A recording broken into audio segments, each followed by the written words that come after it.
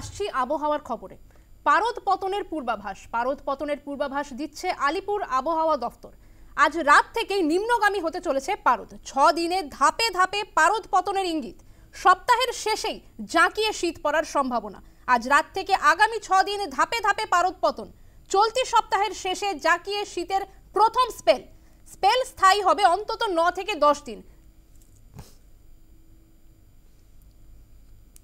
অবশেষে শীতের স্পেল শুরু বঙ্গে। ইতিমধ্যেই যেটা আবহাওয়া অফিসের তরফ থেকে জানা যাচ্ছে, আগামী 6 দিনে 2 থেকে 4 ডিগ্রি সেলসিয়াস নামবে বঙ্গের তাপমাত্রা। ইতিমধ্যেই বুধবার থেকে তাপমাত্রার যে পারদপতন, সেই পারদপতন শুরু হয়েছে।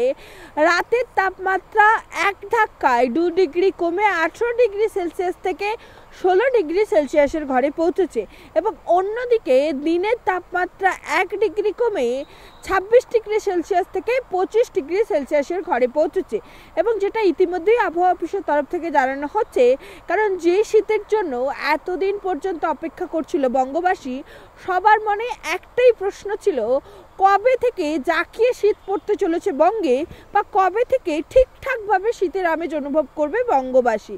বুধবার কিন্তু সকাল থেকে কুয়াশার দেখা মিললেও বেলা বাড়ার সাথে সাথে কিন্তু আকাশ পরিষ্কার হবে এবং দক্ষিণবঙ্গের কোনো জেলায় আপাতত কিন্তু কোনো বৃষ্টির সম্ভাবনা নেই এবং উত্তরবঙ্গের ক্ষেত্রেও কিন্তু শুষ্ক আবহাওয়া বিরাজ করবে।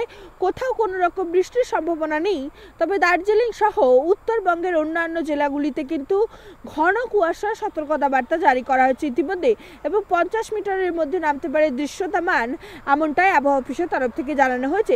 তবে সব মিলিয়ে যে শীতের আমেজের জন্য এতদিন পর্যন্ত অপেক্ষা করছিল বঙ্গবাসী, আপাতত সেই শীতের আমেজ বুধবার থেকেই অনুভব করবে বঙ্গবাসী। ক্যামেরায় দীপঙ্করের সঙ্গে report, news time Bangla, Kolkata.